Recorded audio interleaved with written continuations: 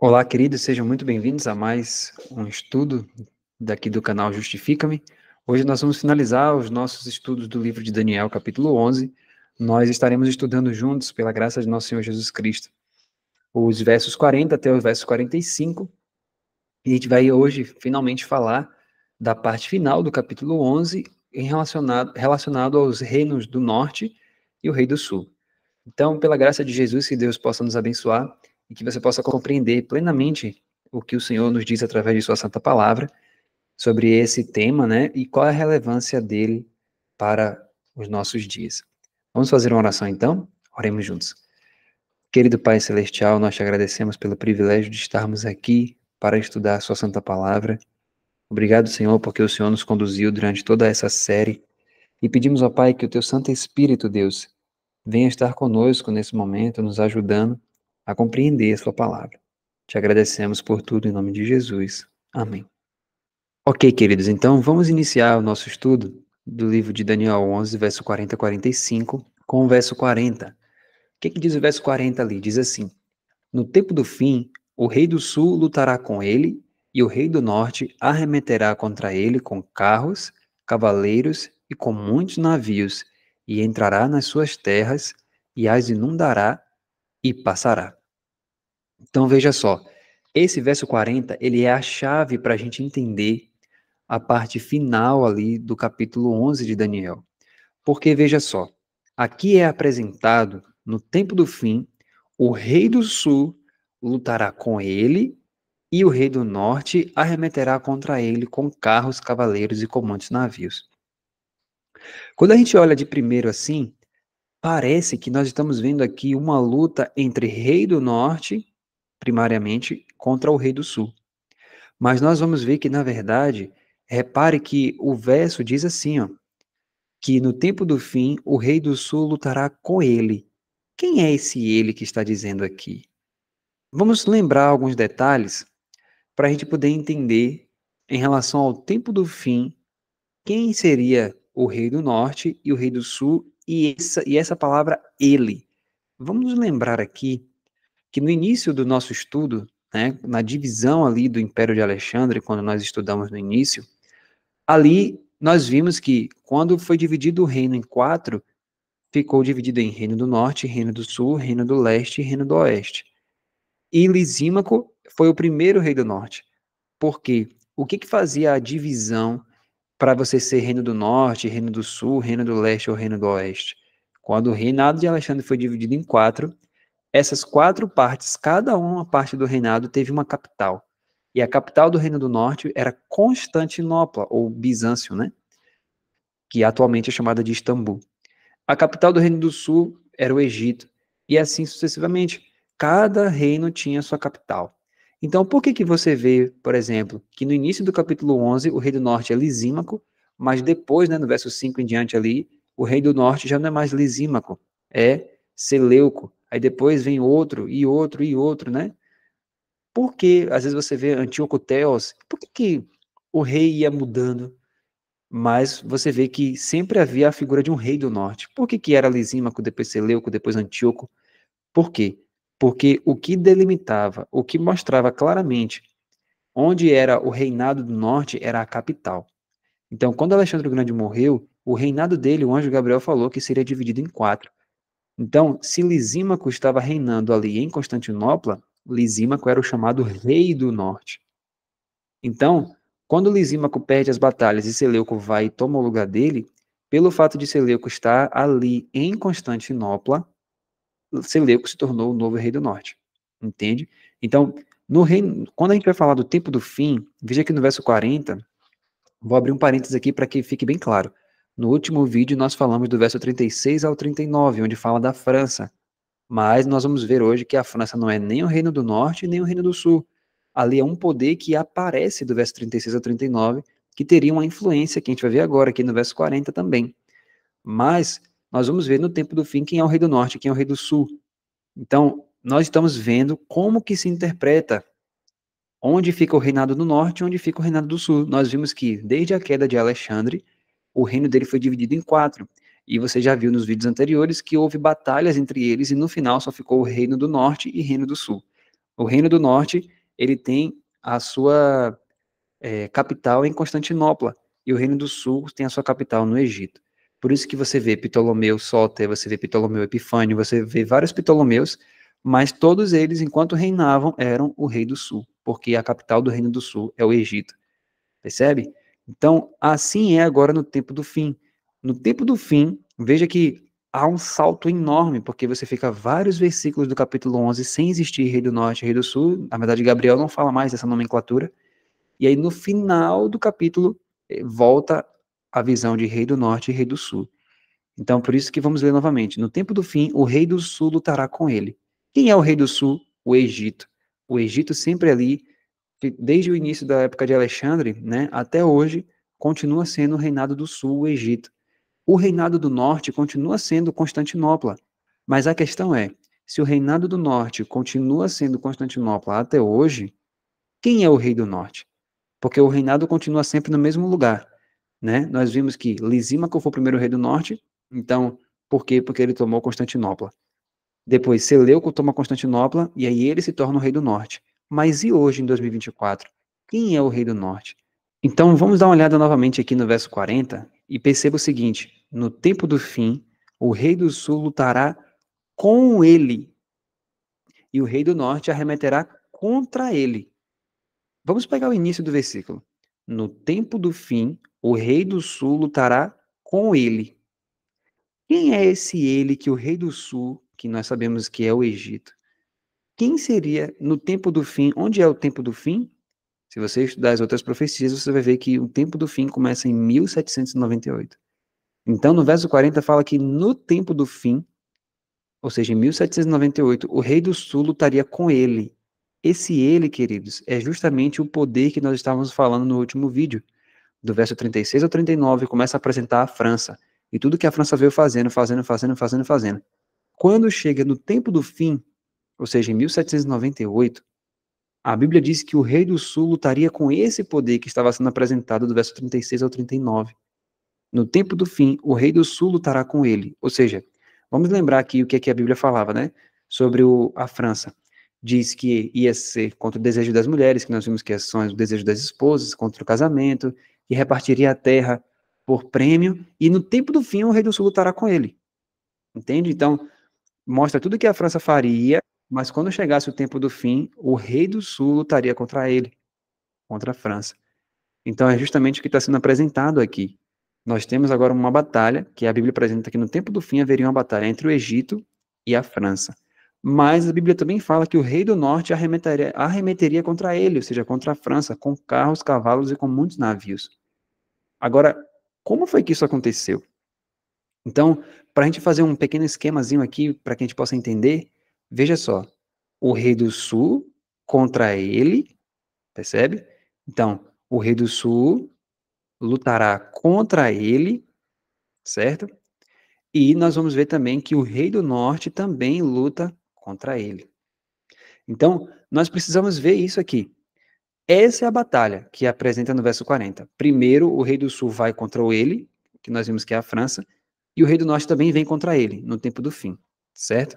Agora, esse ele é a França. Então, o rei do sul arremeterá contra a França, e o rei do norte também virá contra a França. Agora, então isso significa uma luta entre Egito, França e Turquia. Por que Turquia?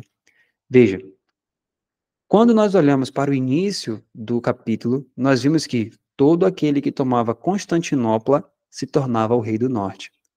Olha o que aconteceu em 1453. Preste bastante atenção nessa data, que você vai entender ainda mais claramente.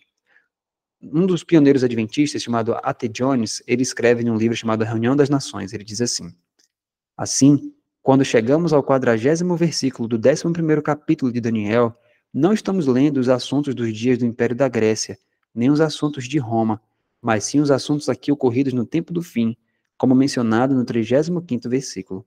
Outros versos também mostram a mesma coisa. E tenha em mente que o rei do sul está sempre no Egito, E o rei do norte é sempre o poder que ocupa o território do qual Constantinopla é o centro.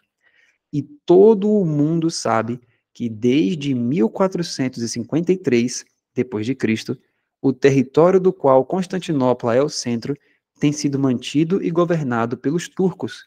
Então, o rei do norte, no tempo do fim, é o domínio turco. Então, veja, quando a Bíblia fala no verso 40 que no tempo do fim o rei do norte faria isso também, ou seja, arremeteria contra o ele, que é contra a França, quem seria o rei do norte no tempo do fim? Então, pense só. Estamos agora em 1798, que é no tempo do fim, e a Bíblia apresenta o rei do norte. Você sabe que desde o início do capítulo, o rei do norte é quem toma Constantinopla. Quem tomou Constantinopla se tornou o rei do norte. Mas em 1798, quem tinha o poder de Constantinopla na mão? Aí você entende que anos antes de 1798, os turcos invadiram Constantinopla e tomaram Constantinopla. E até hoje, em 2024, Constantinopla está na mão dos turcos, certo? Por isso que o rei do norte, no tempo do fim, é o domínio turco.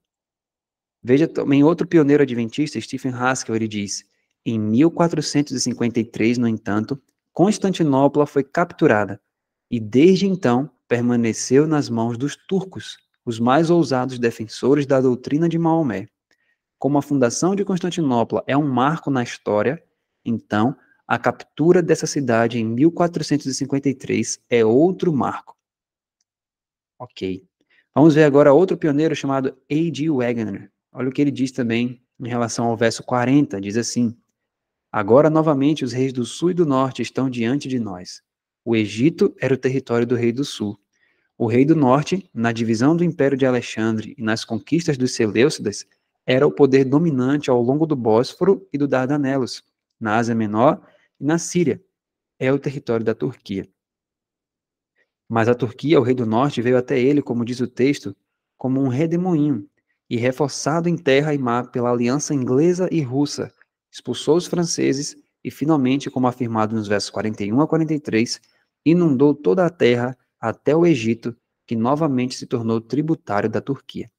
Então, ele aqui comenta, né, um pouco mais sobre o verso 40 e os versos 41 a 43, que nós vamos comentar agora já já, mas nós estamos vendo aqui delimitando justamente quem são, né, cada um desses personagens. Então, nós vimos que o rei do sul é o Egito, o rei do norte agora, desde 1453, se tornou a Turquia, porque os turcos invadiram Constantinopla e tomaram o reinado que antes era de Lisímaco.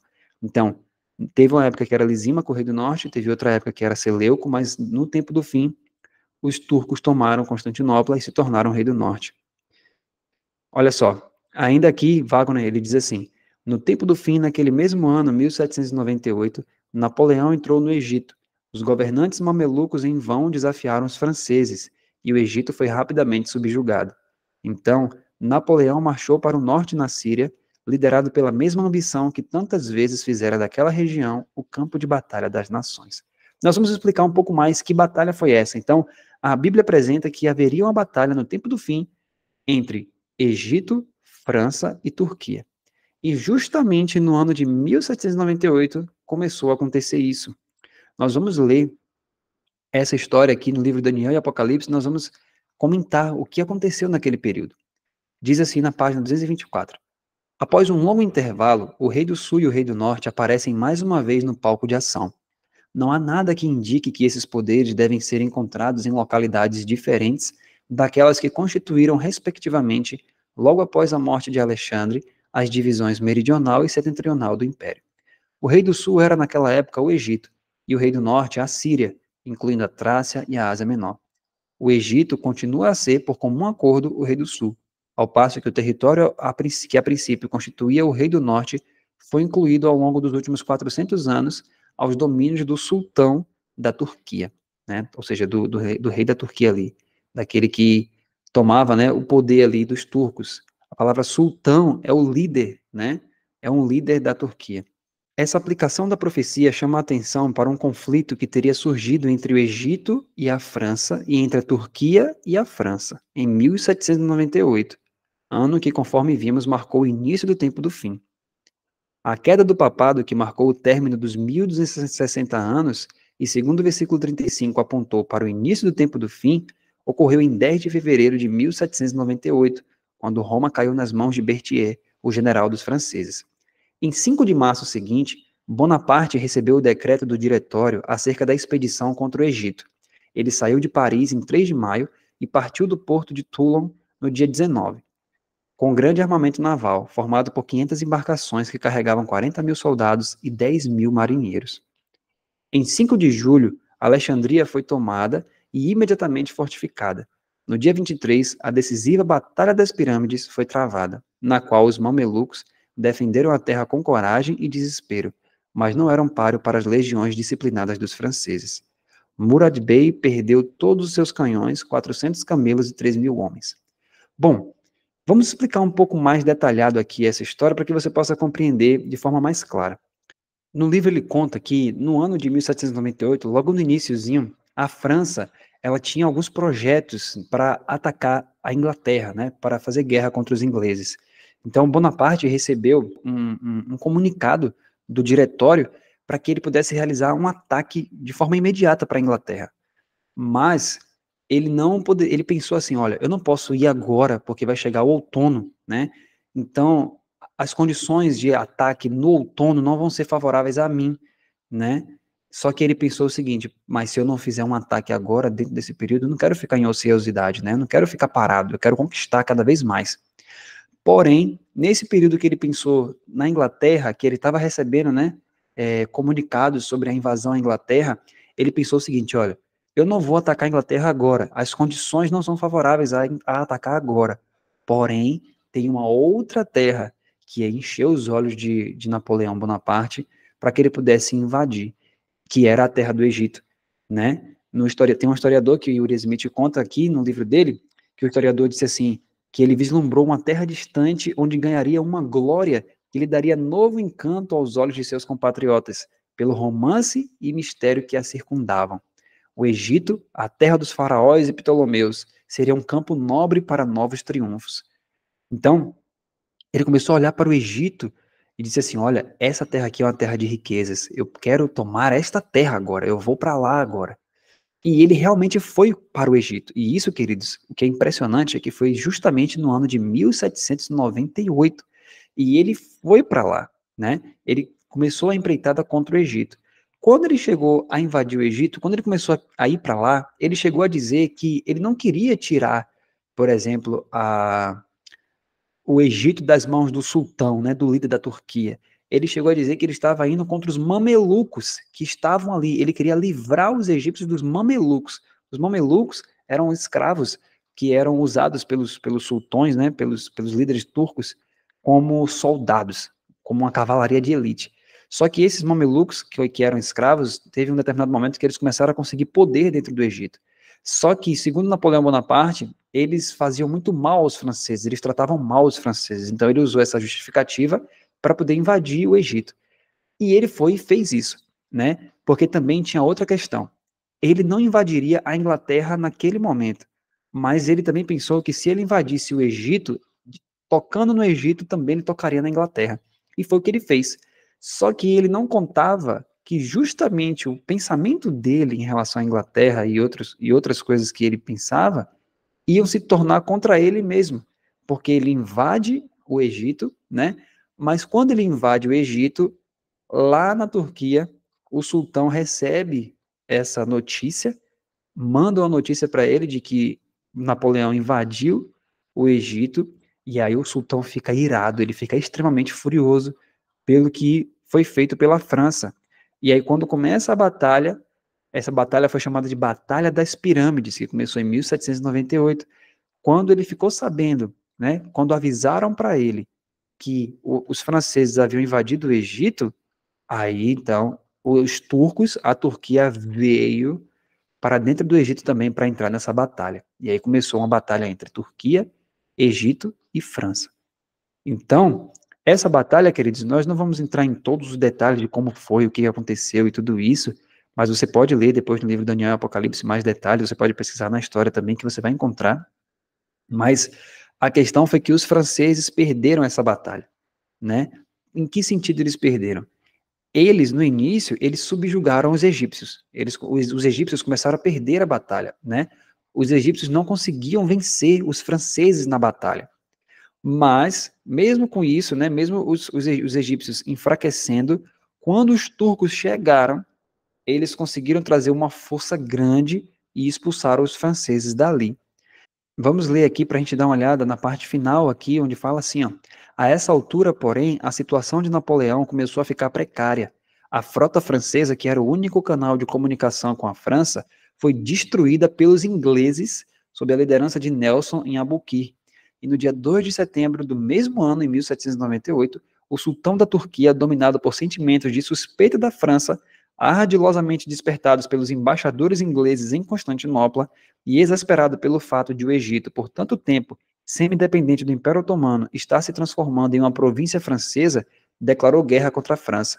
Dessa maneira, o rei do norte, a Turquia, arremeteu contra a França no mesmo ano em que o rei do sul, o Egito, lutou contra ele, ambos no tempo do fim. Você percebeu, queridos? Então, antes, Napoleão Bonaparte estava pensando em invadir a Inglaterra, só que os ingleses sabiam disso. E ele pensou o seguinte, não, se eu tocar no Egito, eu vou tocar na Inglaterra também.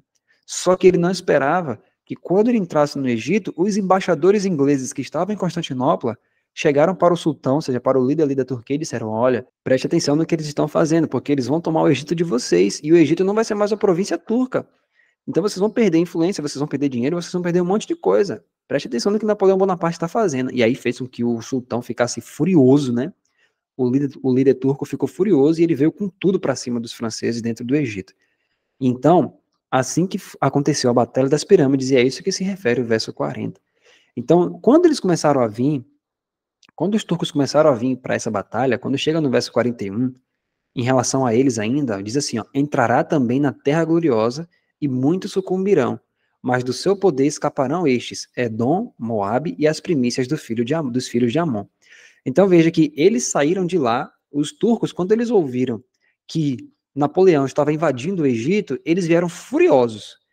E quando eles vieram nessa marcha, eles entrariam também na Terra Gloriosa e muitos sucumbiriam, mas do seu poder escapariam estes, Edom, Moabe e as primícias do filho de Amon. Quando nós lemos aqui no livro, olha que coisa maravilhosa. Abandonando uma campanha na qual um terço do exército sucumbira à guerra e doenças, os franceses se retiraram de São João do Acre e, após uma marcha fatigante de 26 dias, voltaram ao Cairo, no Egito. Assim, abandonaram todas as conquistas que haviam feito na Judéia e a Terra Gloriosa, ou seja, a Palestina, com todas as suas províncias, voltou a cair sob o domínio opressor dos turcos. Edom, Moabe e Amon, que ficam fora dos limites da Palestina, ao sul e a leste do Mar Morto e do Jordão, por não fazerem parte do trajeto dos turcos da Síria até o Egito, escaparam da destruição da campanha militar. Sobre essa passagem, Adam Clarke faz a seguinte observação. Olha a observação. Esses e outros árabes, eles, os turcos, nunca conseguiram dominar. Continuam a povoar os desertos e recebem uma pensão anual de 40 mil coroas de ouro dos imperadores otomanos para permitirem que as caravanas dos peregrinos para Meca recebam livre passagem. Então, olha que coisa fantástica, né?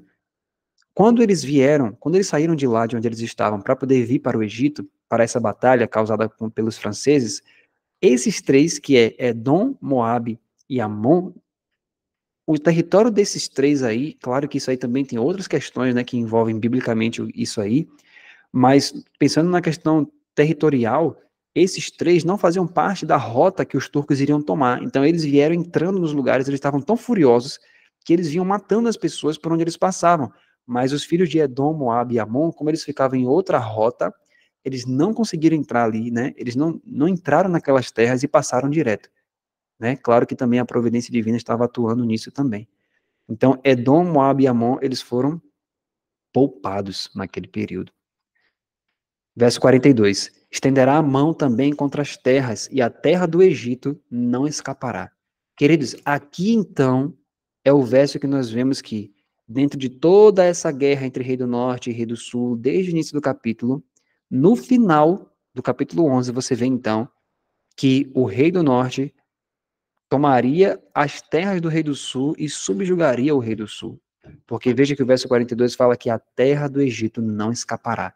E foi justamente o que aconteceu. Quando eles vieram para lutar contra os franceses no Egito, que eles expulsaram os franceses, eles agora conseguiram, além de subjugar os franceses, eles subjugaram ainda mais o Egito, né? E o Egito não escapou mais da mão dos turcos. Vamos ver aqui para vocês verem. A terra do Egito não escapará, foram as palavras da profecia. Essas palavras parecem indicar que o Egito seria dominado por algum poder de cujo domínio gostaria de ser libertado. Entre os franceses e os turcos, como os egípcios viam a situação? Vamos parar aqui. Olha a pergunta. Entre os franceses e os turcos, como os egípcios viam a situação? Por quê? Até então, os egípcios, de certa forma, eles estavam subjugados pelos turcos. Mas quando os franceses vieram, eles vieram para dominar o Egito, para colocar o Egito debaixo do poder deles. E aí os egípcios viram que eles não tinham força para suportar, né? Nenhum dos dois. Aí eles pensavam, quem é melhor então? Ficar debaixo do poder dos franceses ou dos turcos? Olha só o que é que os egípcios pensavam. Eles preferiam o domínio francês. Então, os egípcios, entre ficar na mão de um ou de outro, eles preferiam o domínio francês. A partida dos franceses era muito lamentada e estes eram exaltados como benfeitores, que pelo pouco período que permaneceram, deixaram traços de melhorias, e que se pudessem ter estabelecido seu poder, o Egito seria agora relativamente civilizado. Levando em conta esse testemunho, as palavras não seriam adequadas se aplicadas aos franceses. Os egípcios não desejavam escapar de suas mãos. Eles queriam escapar das mãos dos turcos, mas não conseguiram. Percebe, queridos? Então, o Egito não conseguiu escapar, não foi dos franceses, mas eles não conseguiram escapar da mão dos turcos, porque os turcos expulsaram os franceses, mas vieram agora trazer um traço de opressão muito maior para os egípcios, e os egípcios não queriam isso, mas eles não conseguiram escapar. Então, no final, o rei do norte conseguiu subjugar ali o rei do sul. Verso 43. Apoderar-se-á dos tesouros de ouro, de prata e de todas as coisas preciosas do Egito. Os líbios e os etíopes o seguirão. Olha que coisa fantástica. Eu vou ler um texto aqui que está no livro Ecos Históricos da Voz de Deus, mas também está no livro Daniel e Apocalipse, que diz: a história apresenta esses fatos. Quando os franceses foram expulsos do Egito e os turcos tomaram posse, o sultão, que é o líder, né, o líder turco, permitiu que os egípcios reorganizassem seu governo da forma que era antes da invasão francesa. Então preste bastante atenção, porque veja que a gente está explicando a história toda detalhada. Ele não pediu soldados, armas, nem fortificações dos egípcios, mas os deixou administrar as próprias questões de maneira independente, com a importante exceção de que a nação lhe deveria pagar tributo. Nas cláusulas de acordo entre o sultão e o pachá do Egito, ficou estipulado que os egípcios pagariam anualmente ao governo turco determinada quantidade de ouro e prata, bem como 600 mil medidas de trigo e 400 mil de cevada. Então, olha que coisa fantástica. Os turcos dominaram o Egito. E aí os egípcios falaram, não, a gente não quer isso, a gente não quer ficar dominado pelos turcos, é muita opressão e tal. Aí o líder turco chega e diz assim, olha, vamos fazer o seguinte, eu vou permitir vocês se reorganizarem, como era antes da invasão francesa, e nós só vamos colocar para vocês aqui só um valor que você tem que pagar para nós anualmente, né? Vocês vão pagar ao governo turco determinada quantidade de ouro e prata e também medidas de trigo e de cevada. E vai ficar por isso. Então, olha o que o verso 43 fala. Apoderar-se-á dos tesouros de ouro e de prata e de todas as coisas preciosas do Egito. Gente, olha como isso aqui é impressionante. São as palavras mesmo do livro. A Bíblia fala que eles se apoderariam dos tesouros de ouro, de prata e das coisas preciosas. E o que é que o líder turco falou? Olha, vocês vão pagar ouro, prata, e quais são as coisas preciosas que tinha no Egito? Trigo e cevada, né? Então veja que coisa maravilhosa, né? Olha, o que vocês têm de melhor, vocês vão ter que pagar para a gente anualmente. E foi isso que aconteceu, e assim se cumpriu o verso 43. Mas no final fala assim também, ó, os líbios e os etíopes os seguirão. O que significa isso, né? Que esses daí, os líbios e os etíopes, ou os cuxitas, são os árabes não conquistados que procuraram a amizade dos turcos. Muitos deles continuam a lhes pagar tributos até o presente, ou seja, até aquela época que foi escrito o livro de Adam Clarke.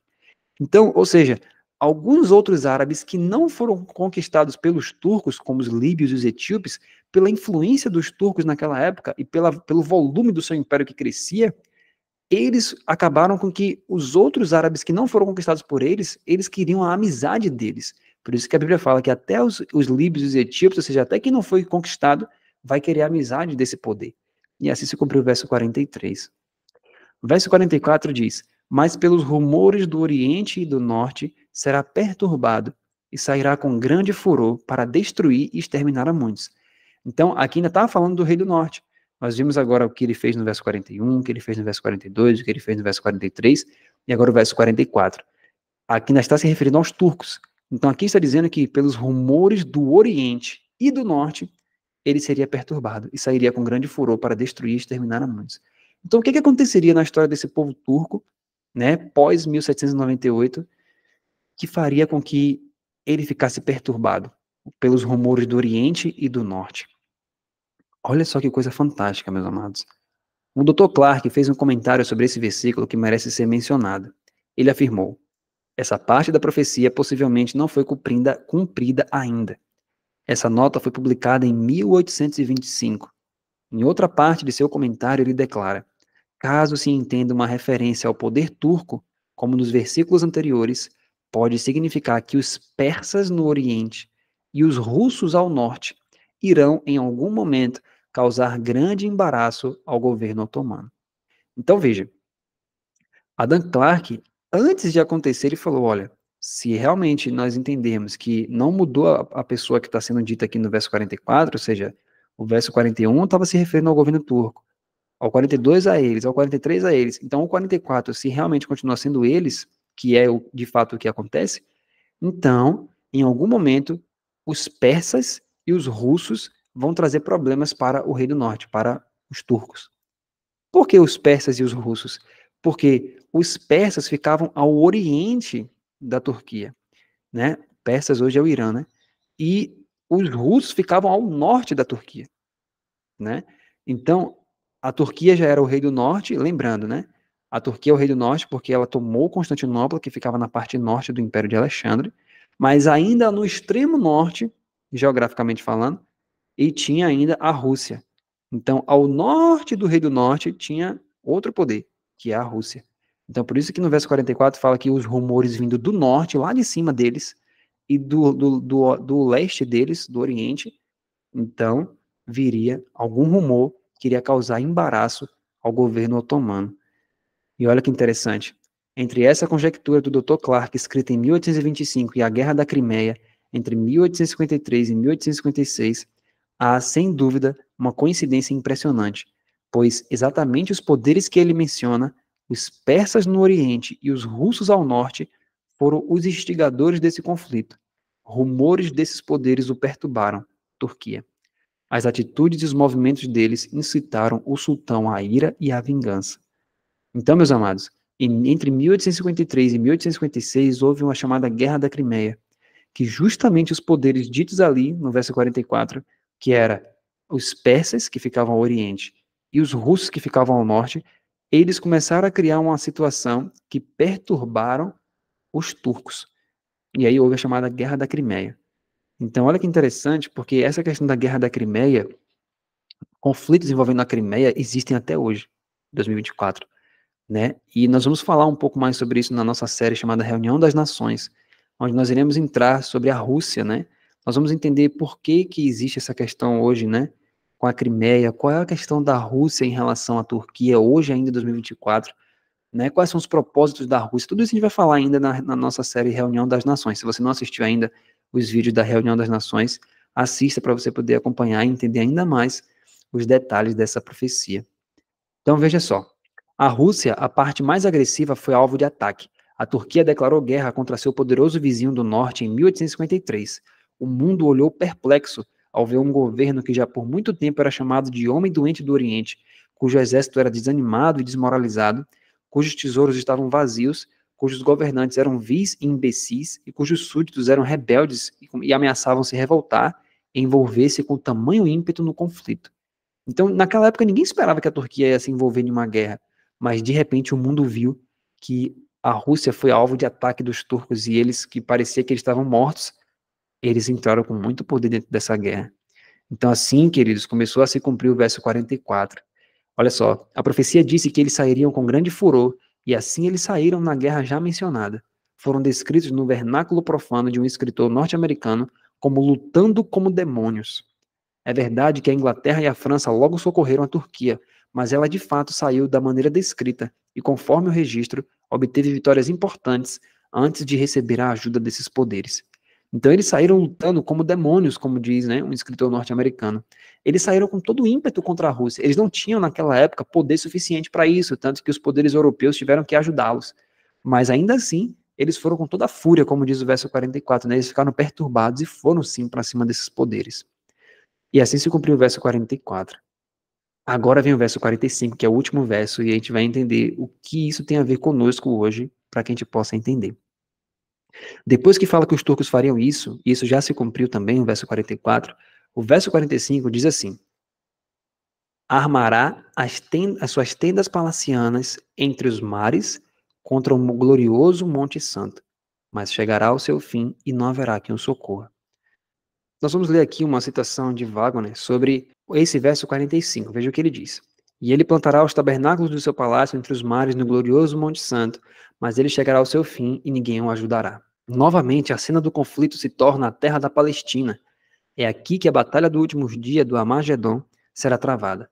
E mais de um profeta descreveu a reunião das nações para o conflito final aqui. E nisto o rei do norte chegará ao seu fim e ninguém o ajudará. Agora, olha o livro de Daniel e Apocalipse diz: a Palestina que contém o glorioso Monte Santo, a montanha na qual Jerusalém se encontra entre os mares, o Mar Morto e o Mediterrâneo, é uma província turca.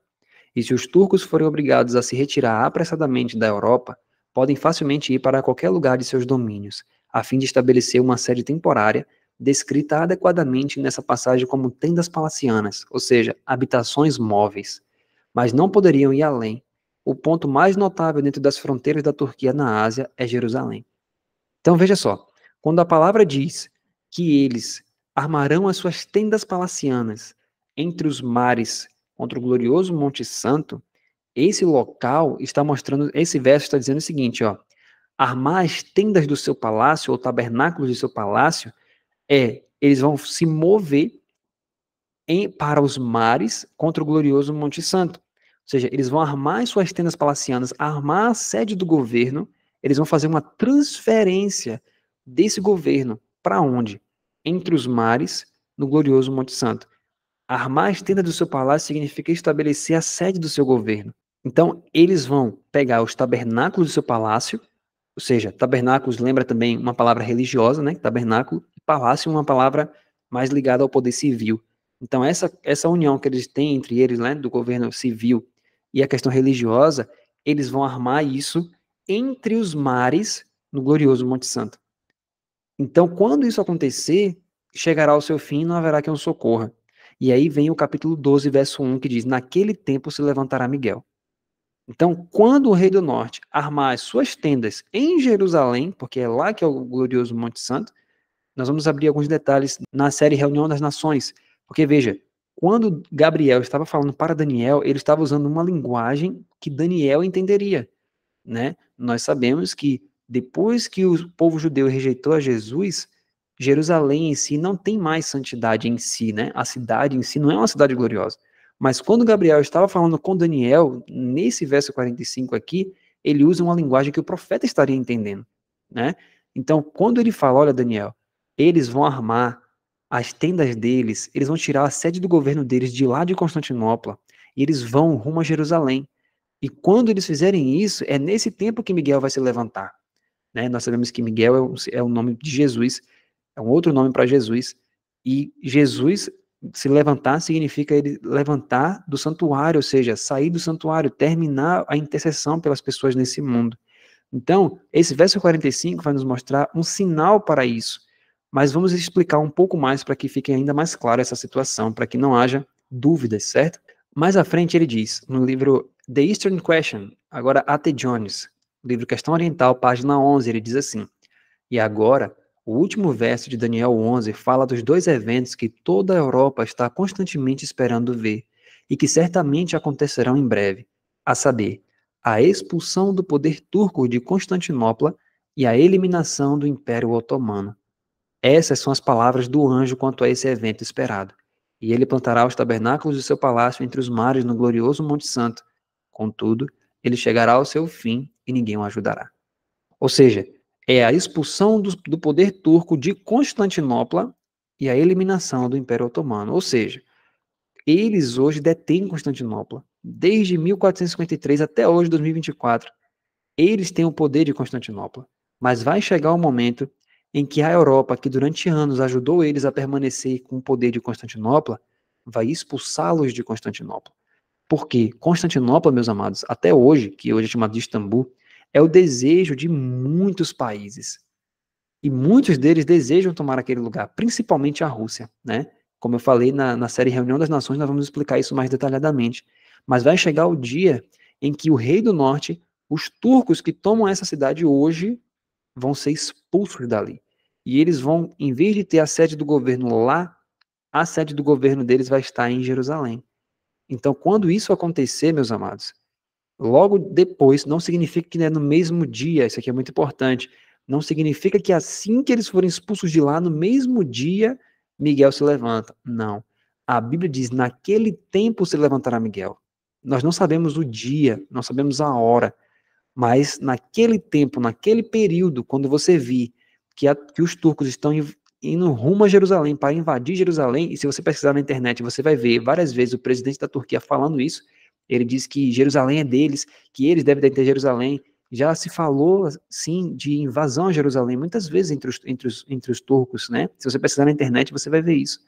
Então, quando isso acontecer, quando você vê que os turcos vão marchar rumo a Jerusalém, que eles estão falando sobre isso, estão fazendo isso, quando você vê que a Europa está se colocando contra os turcos para tirá-los de lá, está chegando o momento de Miguel se levantar, né?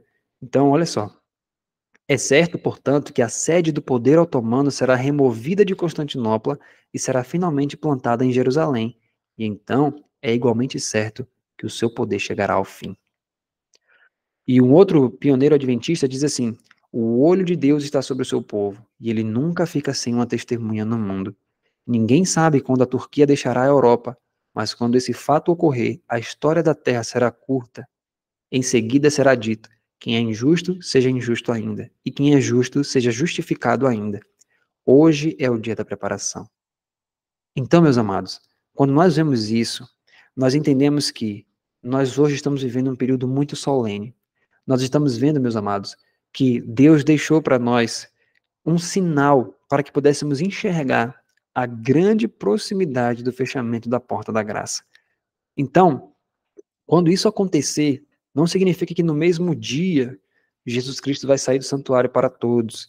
Mas se você for ler esse livro, A História de Daniel, o profeta, você vai ver que quando isso acontece, essa movimentação dos turcos em relação a Jerusalém, essa movimentação nos fala sobre o selamento do povo de Deus que ocorreu. Você pode ler isso melhor no livro A História de Daniel, o profeta, de Stephen Haskell. Mas, apesar do selamento ter acontecido, a porta da graça para todos não fechou ainda quando isso acontecer, certo? Então a Bíblia diz que naquele tempo se levantará Miguel. Quanto tempo vai durar entre a saída dos turcos de Constantinopla rumo a Jerusalém e o fechamento da porta da graça? Não sabemos. Pode ser 10 dias, pode ser 15, pode ser 20, não sabemos. Mas fato é que quando isso acontecer, meus amados, a história da Terra será curta. Então, nós precisamos, pela graça de Jesus, estudar, compreender ainda mais isso, porque se você for ler o livro Daniel e Apocalipse, no capítulo 12, ali fala que essa movimentação do que acontece lá no Oriente nos ajuda a compreender a movimentação que existe no santuário. Nós teremos um capítulo específico sobre isso ainda na série Reunião das Nações, onde nós vamos entender como que a movimentação da Rússia, da Turquia e desses países do Oriente nos mostram movimentações que acontecem no santuário, ok? Mas que Deus possa nos abençoar para que a gente possa estudar ainda mais esse assunto, entender ainda mais, anotar todos os livros, os vídeos que a gente falou aqui, todos os versículos, estudar, pedir a Deus, assim como Daniel, né, que ele orava, jejuava, pedindo o entendimento completo, que nós possamos fazer isso também.